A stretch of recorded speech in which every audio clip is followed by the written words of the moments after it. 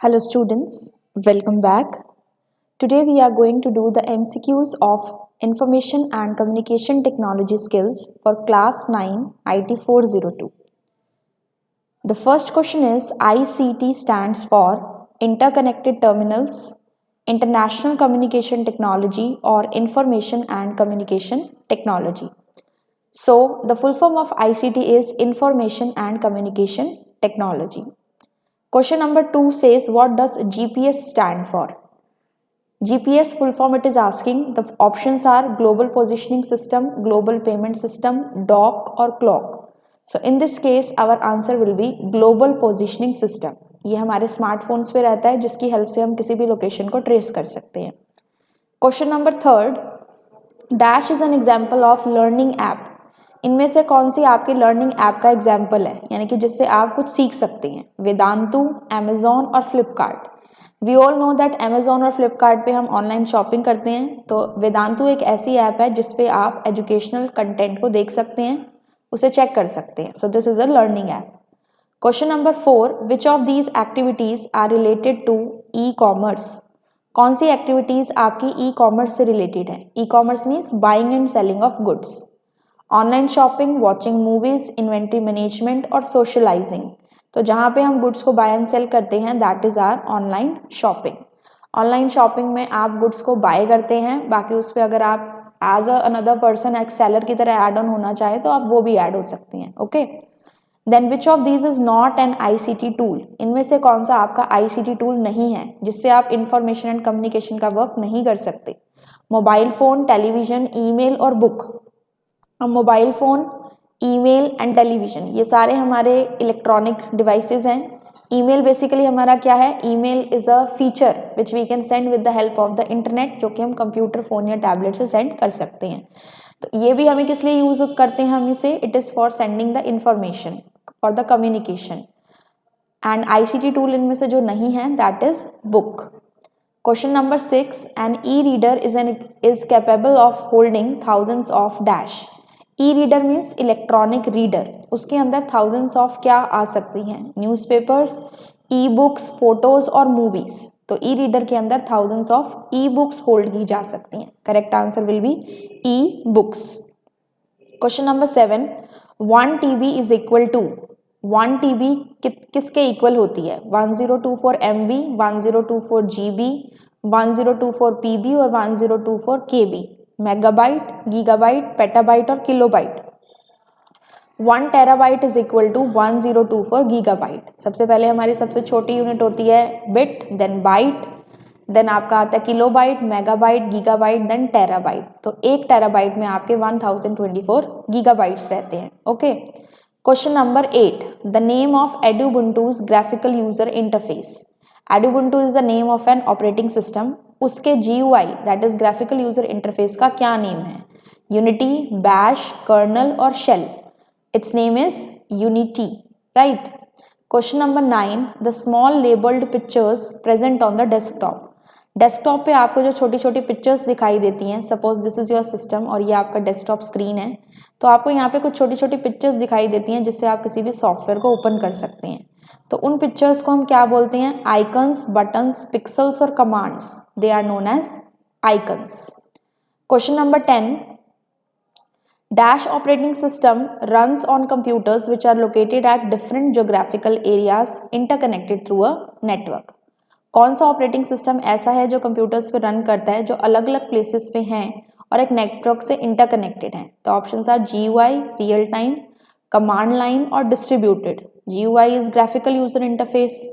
Question में बोला गया है कि वो डिफरेंट एरियाज में है और नेटवर्क से कनेक्टेड है, तो आपका इसका आंसर होगा डिस्ट्रीब्यूटेड, क्योंकि डिस्ट्रीब्यूटेड ऑपरेटिंग सिस्टम जो है वो डिफरेंट ज्योग्राफिकल एरियाज में नेटवर्क के थ्रू सिस्टम्स को कनेक्ट करता है. Okay. Question number 11, HTTP is an acronym for.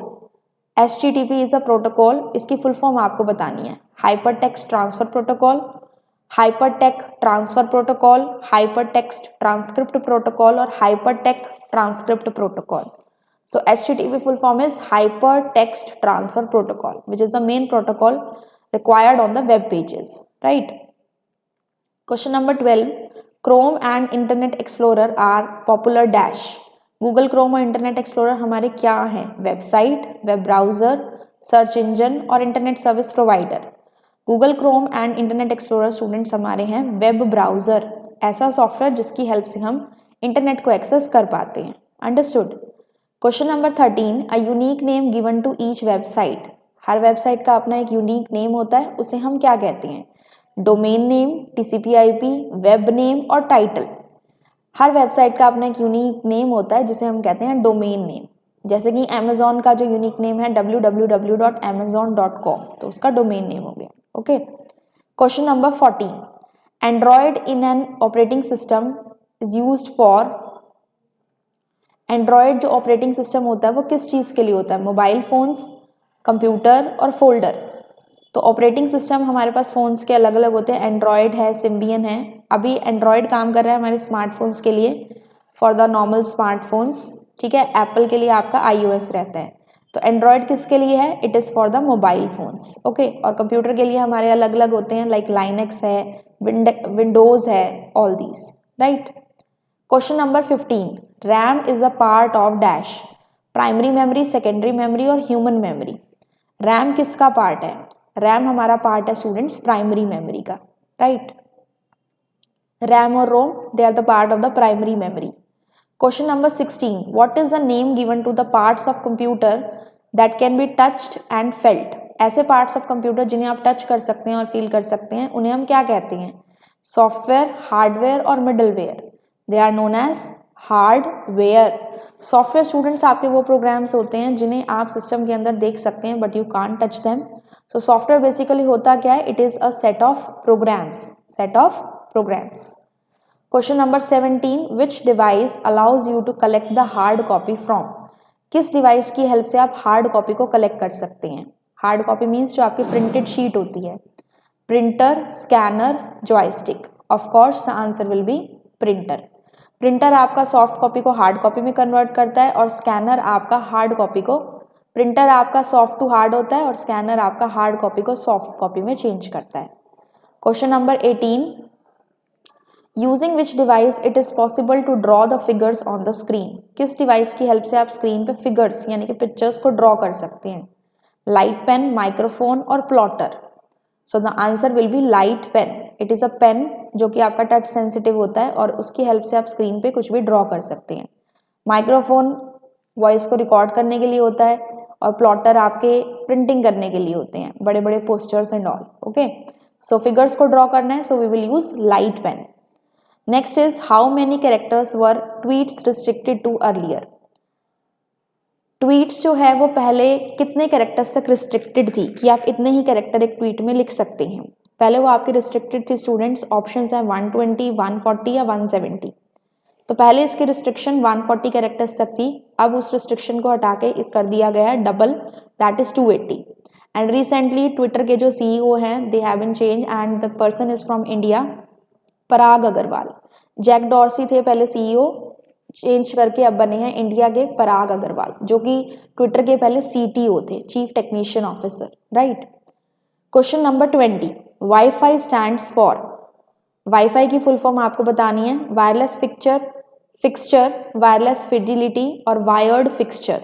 So the full form of WiFi students wireless fidelity. Question number 21, which of the following is not an example of optical disc. इनमें से कौन सा आपका optical disc का example नहीं है? Pen drive, CD और DVD। सो optical disc students वो डिस्क होती हैं जिसके ऊपर लेजर बीम से डेटा को रीड किया जाता है, तो वो आपका CD और DVD में होता है, पेन ड्राइव में नहीं होता। तो इनमें से ऑप्टिकल का डिस्क का आपका एग्जाम्पल कौन सा नहीं है? That will be pen drive. Question number 22, dash folder of an email account contains all the received mails. आपका जो मेल होता है उसके अंदर कौन से फोल्डर में आपके मेल्स रिसीव होते हैं? इनबॉक्स, ड्राफ्ट्स, ट्रैश और स्पैम। तो मेल्स कहाँ रिसीव होते हैं students? They are in the inbox, right. Next is an unwanted mail और message send to a large number of people. कोई भी ऐसा मैसेज जो हमें रिक्वायर्ड नहीं है, वो एडवर्टीजमेंट का होता है, प्रमोशनल मेल हो सकता है, जो बहुत सारे लोगों एक साथ भेजा जाता है, उसे हम क्या कहते हैं? वॉर्म, स्पैम, वायरस और trash, that is known as spam. इसका क्वेश्चन आपका इस तरह से भी आ जाता है, द unsolicited mails are known as dash, they are known as spam. Question number 24. An email address consists of two parts separated by @ username and dash. एक ईमेल एड्रेस में दो चीज़ें होती हैं, @ से पहले और उसके बाद. पहले यूज़र नेम होता है और दूसरा क्या होता है, डोमेन नेम. सपोज हमने लिखा abc@gmail.com, तो उसमें जो abc होगा स्टूडेंट्स वो आपका क्या होगा, यूज़र नेम, और बाकी जो gmail.com होगा वो आपका क्या होगा, domain name. Okay, so user name and domain name are the two things which are required in any of the email ID. ठीक है, so the correct answer here is domain name. Question number 25. In an email message CC stands for carbon copy, cannot copy, can copy और contents copy. तो student CC की full form होती है carbon copy. जब आप कोई भी mail send करते हैं तो उसमें सबसे पहले फ्रॉम आता है. फ्रॉम के अंदर आपका मेल आता है आपकी ईमेल आईडी, और टू में आपकी उस पर्सन की ईमेल आईडी होती है जिसको आप मेल सेंड करते हैं. और उसके बाद आपका आता है CC एंड BCC. तो CC होता है कार्बन कॉपी, यानी कि सेम मेल अगर आपको किसी दूसरे पर्सन को भी साथ साथ भेजना है तो आप उसकी ईमेल आईडी CC के अंदर डाल सकते हैं. और BCC होता है इसके नीचे, that is blind carbon copy.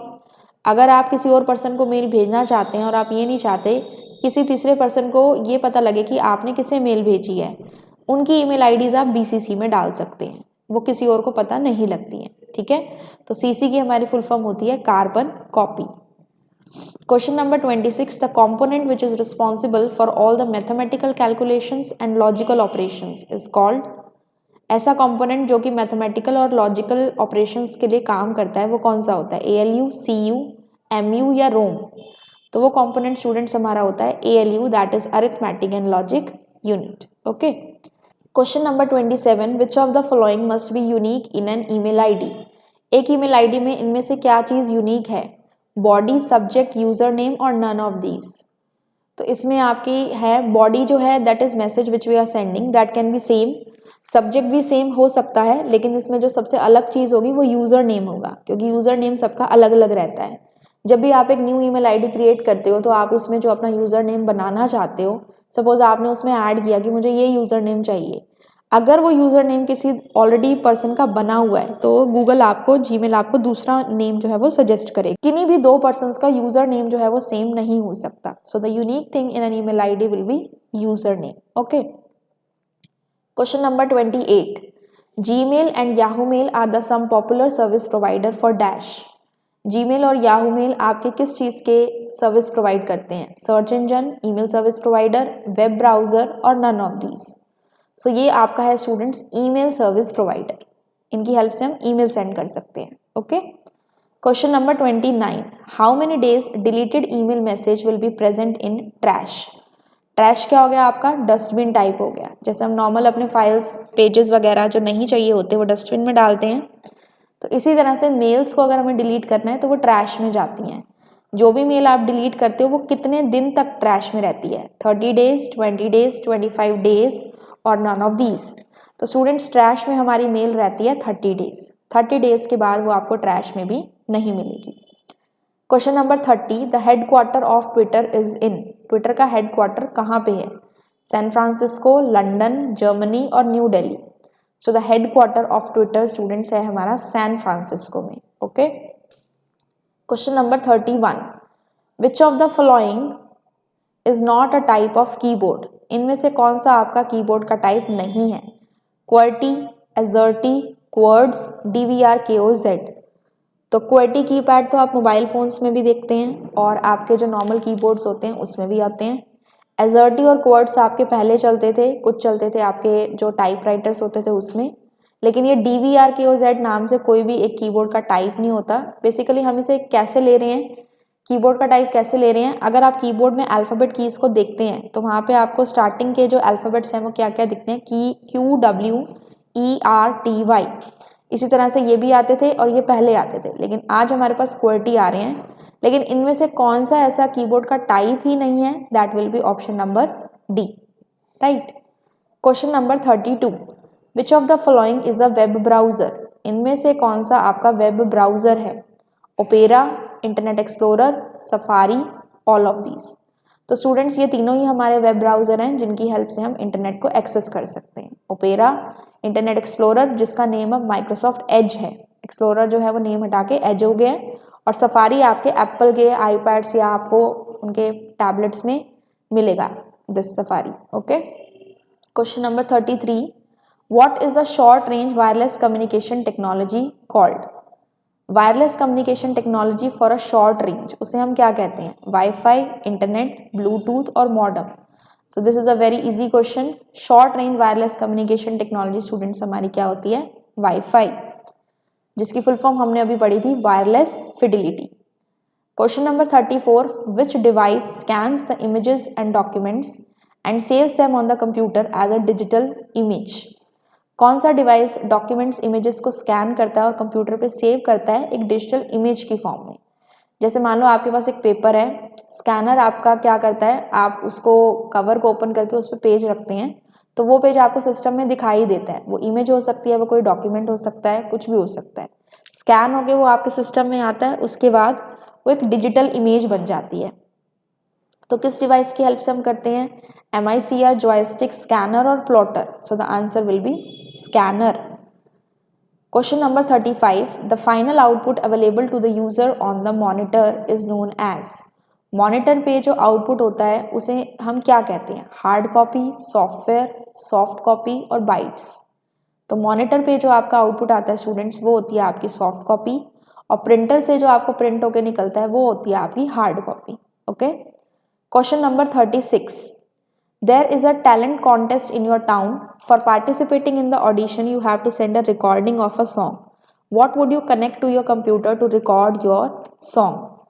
अब यहाँ पे क्या क्वेश्चन है कि आपके टाउन में एक टैलेंट कॉन्टेस्ट है और आपको उसके ऑडिशन में पार्टिसिपेट करने के लिए अपने सॉन्ग की रिकॉर्डिंग भेजनी है। तो रिकॉर्ड करने के लिए आप कौन से डिवाइस का यूज़ करोगे? कीबोर्ड, माइक्रोफोन, स्कैनर और माउस। तो of course we will use microphone. Okay, question number 37, what is the term used when you press and hold the left mouse key and move the mouse around? Mouse के left button को आपको click करके रखना है और drag करना है, यानी कि जब उसे मूव कर रहे हैं तो उसे हम क्या कह रहे हैं? हाईलाइटिंग, ड्रैगिंग, सेलेक्टिंग और moving. That particular thing feature is known as dragging. तो आंसर आ गया हमारा dragging. Understood. Question number 38, which one of the following is the shortcut key to paste a file? File को paste करने की shortcut की हमारी कौन सी होती है? Ctrl+X, Ctrl+C, Ctrl+Z या Ctrl+V? तो इसका आपका क्या आंसर रहेगा? Shortcut key to paste a file is Ctrl+V। इसको हम V कर देते हैं, there is a misprinting. So यहाँ पे आपका जो आंसर रहेगा to paste a file that is Ctrl+V। X आपकी कट के लिए होती है, C आपकी कॉपी के लिए होती है, Ctrl+Z आपकी अंडू के लिए होती है। पेस्ट करने के लिए हमारे पास होता है Ctrl+V। Okay, which of the following is a valid file extension for the notepad file? Question number 38 है ये। नोटपैड फाइल की एक्सटेंशन क्या होती है? .jpg, .doc, .text और .txt। नोटपैड फाइल की स्टूडेंट्स आपकी एक्सटेंशन रहती है .txt। ये किसी की नहीं होती। .docx आपकी वर्ड की होती है और .jpg आपकी पेंट की फाइल्स की होती है। Okay, question number 40, to connect to the internet the computer has to be connected to. अगर आपको इंटरनेट से कनेक्ट करना है अपने सिस्टम को तो आपको अपने कंप्यूटर को किससे कनेक्ट करना पड़ेगा?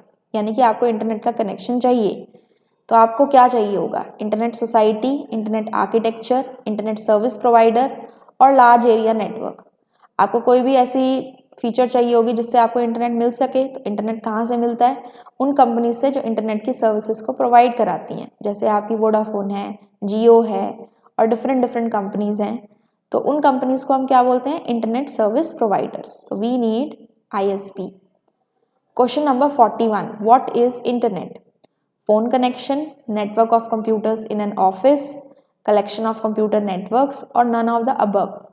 तो students, internet as a name suggest it is an interconnection of the networks. Network means collection of the computer network.